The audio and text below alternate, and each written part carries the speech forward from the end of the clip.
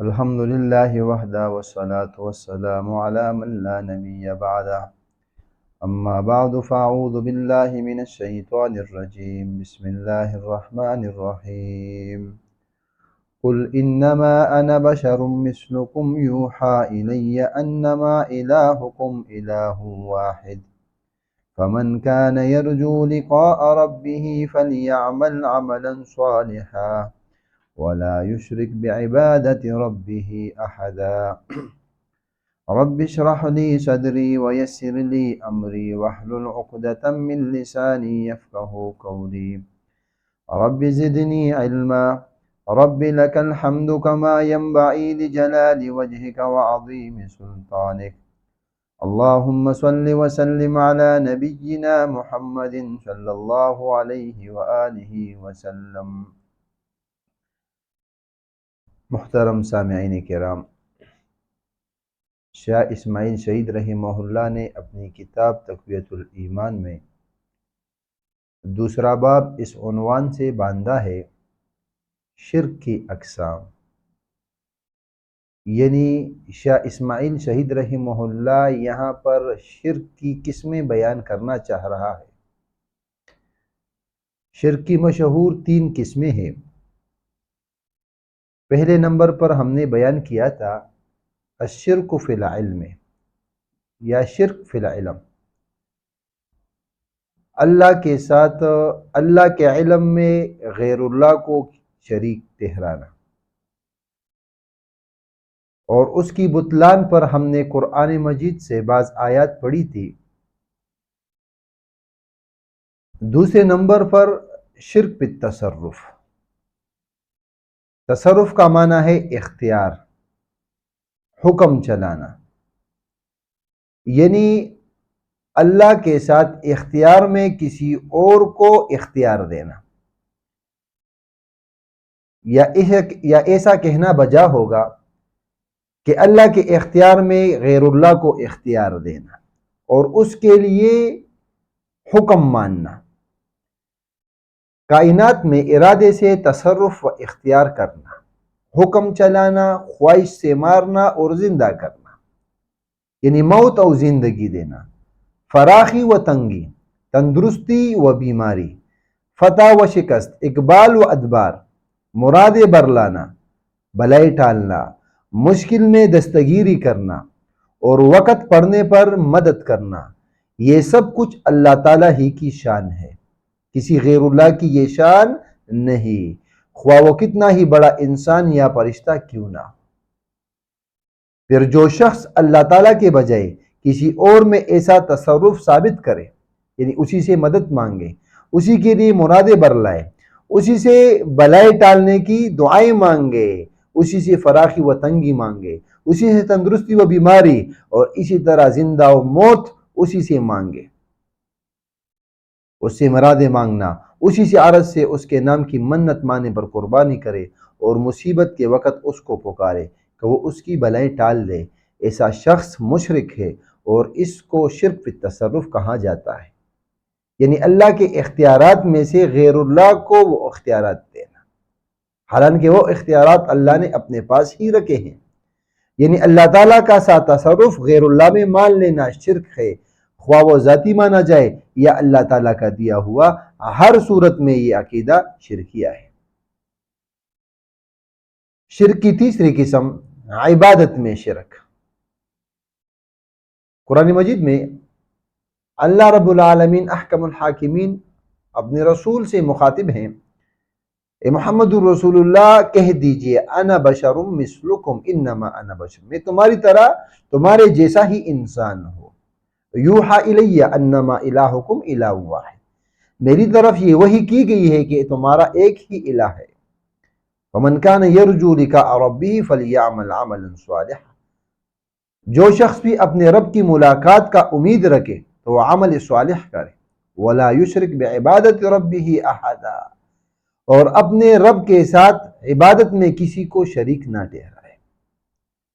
یعنی اللہ تعالیٰ نے بعض کام اپنی عبادت کے لیے مخصوص فرما دیے ہیں جن کو عبادات کہا جاتا ہے، جیسے سجدہ، رکوع، ہاتھ باندھ کر کھڑے ہونا، اللہ کے نام پر خیرات کرنا، اس کے نام کا روزہ رکھنا اور اس کے مقدس گھر کی زیارت کے لیے دور دور سے سفر کر کے آنا، اور ایسی حیت میں آنا کہ لوگ پہچان جائے کہ یہ زائرین حرم ہے۔ راستے میں اللہ تعالیٰ ہی کا نام پکارنا، نامعقول باتوں سے اور شکار سے بچنا، پوری احتیاط سے جا کر اس کے گھر کا طواف کرنا، اس کی طرف سجدہ کرنا، اس کی طرف قربانی کے جانور لے جانا،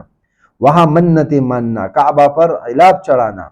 کعبہ کی چوکھٹ کے آگے کھڑے ہو کر دعائیں مانگنا، دین و دنیا کی بھلائی طلب کرنا، حجر اسود کو چومنا، کعبہ کی دیوار سے منہ اور چھاتی لگانا، اس کا غلاف پکڑ کر دعائیں مانگنا، اس کے چاروں طرف روشنی کرنا، اس میں خادم بن کر رہنا، جھاڑو دینا، حاجیوں کو پانی پلانا، وضو کے لیے اور غسل کے لیے پانی مہیا کرنا، آب زمزم کو تبرک سمجھ کر پینا، بدن پر ڈالنا، سیر ہو کر پینا، آپس میں تقسیم کرنا، عزیز و اقارب کے لیے ساتھ لے جانا،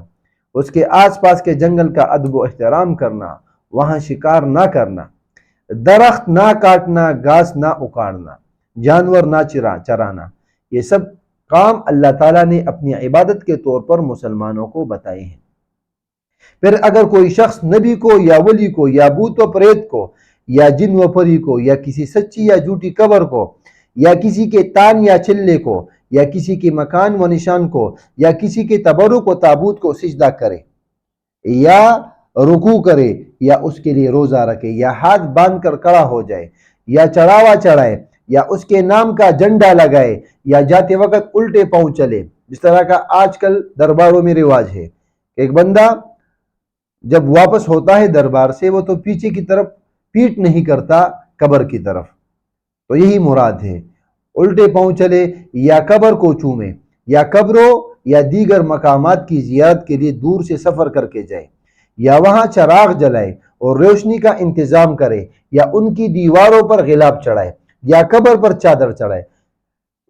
یا ان کی چوکھٹ کا بوسہ لے یا ہاتھ باندھ کر دعا مانگے یا مرادیں مانگے یا مجاور بن کر خدمت کرے یا اس کے آس پاس کے جنگل کا ادب کرے، غرض اس قسم کا کوئی کام کرے تو اس نے کھلا شرک کیا۔ اس کو شرک فی العبادت کہتے ہیں۔ اللہ کے رسول علیہ الصلوۃ والسلام نے کہا تھا، تم مجھے اس طرح بڑا چڑھا کر پیش نہ کرنا جس طرح یہودیوں نے اور عیسائیوں نے موسیٰ علیہ الصلوۃ والسلام عیسیٰ علیہ الصلوۃ والسلام کیا، اور اسی طرح نبی علیہ الصلوۃ والسلام نے بددعا دی تھی کہ لعنہم اللہ الیہود والنصارى اتخذوا قبور انبیائہم مساجد، اللہ یہود و نصارہ پر لعنت کرے، انہوں نے اپنے انبیاء کی قبروں کو سجدگاہ بنا دیا تھا، وہاں پر رکوع کرتے تھے، وہاں پر سجدے کرتے تھے، انہی سے مدد مانگتے تھے، انہی سے دعائیں مانگتے تھے، اور اللہ کے رسول علیہ الصلوۃ والسلام اپنے رب سے دعا مانگا کرتے تھے، اللہم لا تجعل قبری وثنا یعبد، یا اللہ میری قبر کو بت نہ بنانا کہ اس کی عبادت کی جائے۔ اور یہی کام آج کے مسلمان دین کے نام پر کرتے ہیں،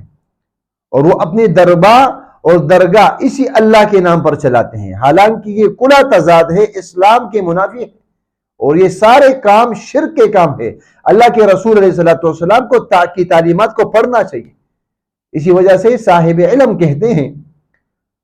کہ اللہ کے رسول کی سیرت کو پڑھنا چاہیے کہ عبادت کسے کہتے ہیں، شرک کسے کہتے ہیں، اور اسی طرح سجدہ، رکوع اور بھی جتنی بھی چیزیں ہیں وہ کس کے لیے کرنا چاہیے۔ تو اس کو کہتے ہیں شرک فی العبادات، یعنی غیر اللہ کی تعظیم اللہ تعالیٰ کی سی کرنا، خواہ یہ عقیدہ ہو کہ وہ ذاتی اعتبار سے ان تعظیموں کے لائق ہے یا اللہ تعالیٰ ہی کی اس طرح تعظیم کرنے سے خوش ہوتا ہے، اور اس کی تعظیم کی برکت سے بلائیں ٹل جاتی ہے، اور ہر صورت میں یہ شرکیہ عقیدہ ہے۔ تو آج کے سبق میں ہم نے دو باتیں بتائی، شرک کی دو جو باقی قسمیں بچی تھی وہ ہم نے پڑھی، ایک تھا شرک فی التصرف اور دوسرا شرک فی العبادات۔ شرک فی التصرف کا خلاصہ یہی ہے کہ اللہ نے اپنے اختیار میں جو چیزیں رکھی ہیں وہ اختیارات اللہ کے علاوہ کسی اور میں ماننا، اور سے مطلب غیر اللہ ہے، چاہے وہ نبی ہو، چاہے وہ رسول ہو، چاہے وہ کوئی ولی ہو، جو بھی ہو، وہ اختیار اللہ کے علاوہ کسی میں ماننا۔ اگر آپ وہ اختیار اللہ کا کسی میں بھی مانیں گے تو یہ آپ اللہ کے ساتھ شرک کر رہے ہیں، یعنی اللہ کا اختیار کسی اور میں مان رہے ہیں، اور اسی کو کہتے ہیں شرک بالتصرف، یعنی اختیار دینا کسی کو۔ اور اسی طرح شرک بالعبادات ہے، اللہ نے کچھ چیزیں کچھ باتیں اپنے لیے خاص اور مختص کی ہے، یعنی سجدہ، رکوع، قیام، دعا، مدد، استعاذہ، اور اسی طرح بہت ساری چیزیں، نماز پڑھنا، تعظیم کرنا، خوف کرنا، امید رکھنا، یہ ساری چیزیں اللہ نے اپنے لیے خاص کی ہے۔ اور انہی باتوں میں سے آپ کوئی کسی غیر اللہ کی طرف کر دیں، کسی قبر پر سجدہ کر دیں، کسی کے لیے رکوع کر دیں، اس کی تعظیم کر دیں، اس سے مانگے، اس سے مرادیں برلائیں، اسی طرح اسی سے مدد مانگے، استعاذہ کریں، تو یہ ساری چیزیں شرک بالعبادات میں شامل ہو جائیں گی۔ تو ہمیں چاہیے کہ شرک کی ساری اقسام کو پہچانیں، اور اللہ سے دعا بھی مانگنی چاہیے اور کوشش بھی کرنی چاہیے کہ ایسی چیزوں سے بچ جائے تاکہ ہم موحد بنے اور اللہ رب العالمین ہمیں شرک سے بچائے رکھے۔ تو اس لیے قرآن کا ترجمہ پڑھنا چاہیے، اللہ کے رسول علیہ السلام کا سیرت پڑھنا چاہیے تاکہ ہمیں پتہ چلے شرک کیا ہے، توحید کیا ہے۔ آج تو لوگوں نے شرک کو توحید بنا دیا اور توحید کو شرک بنا دیا، اور توحید کی بھی 100 اقسام بیان کیے۔ کوئی کہتا ہے کہ بس دل کی معرفت کو توحید کہتے ہیں، کوئی کہتا ہے کہ اپنی زبان سے بس لا الہ الا اللہ کہہ دینا ہی بس توحید ہے، کوئی ارجاء کا قائل ہے، تو یہ کوئی جبریت کا قائل ہے۔ تو اس وجہ سے قرآن و سنت کی روشنی میں توحید کو سمجھنا، توحید کو پڑھنا، سلف صالحین کی منہج پر، اور شرک کو جاننا اور پھر اسی سے بچنا۔ اللہ تعالیٰ سے دعا ہے کہ اللہ تعالیٰ ہمیں موحد بنائے اور شرک کی تمام قسموں سے اپنے فضل و کرم سے محفوظ فرمائے۔ وَأَقُولُ قَوْلِي هَٰذَا أَسْتَغْفِرُ اللَّهَ لِي وَلَكُمْ وَلِسَائِرِ الْمُسْلِمِينَ۔ دعوت اہل حدیث ٹی وی کی منفرد اسلوب اور مستند معلومات پر مبنی بے شمار دینی اور تعلیمی ویڈیوز دیکھنے کے لیے ہمارا چینل سبسکرائب کیجیے اور ہماری نئی ویڈیوز سے اپڈیٹ رہنے کے لیے بیل آئیکن پر کلک کیجیے۔